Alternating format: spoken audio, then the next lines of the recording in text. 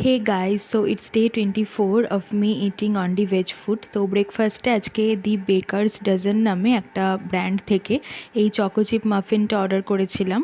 তো যেটার দাম নিয়েছিল 35।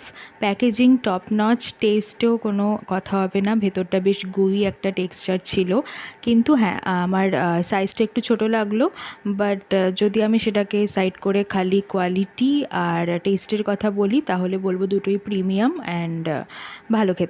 অ্যান্ড দেন লাঞ্চে আমি খেলাম শুক্তো দিয়ে ভাত।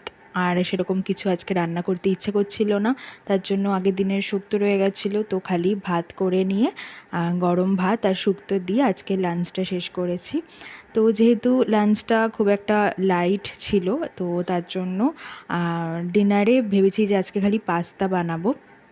তো তার জন্য চিজ স্লাইস ছিল, চিজ স্লাইস, একটু ফ্রেশ ক্রিম, আর ভেজিটেবলসের মধ্যে দিয়েছিলাম mushroom, corn, sweet corn and ছিল ক্যাপসিকাম, দিয়ে পাস্তাটা বেশ ভালোই খেলাম। তো এটা দিয়েই একেবারে ইভিনিং স্ন্যাক্স আর ডিনার দুটোই কমপ্লিট হয়ে গেছে, কারণ বেশ হেভি হয়ে গেছিলো।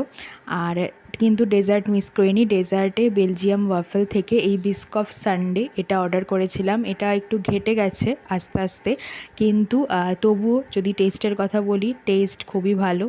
বেলজিয়াম ওয়াফেলের নাম তো সবাই শুনেছো। তো দ্যাটস ইট ফর টুডে। আবার কাল দেখা হবে, বাই।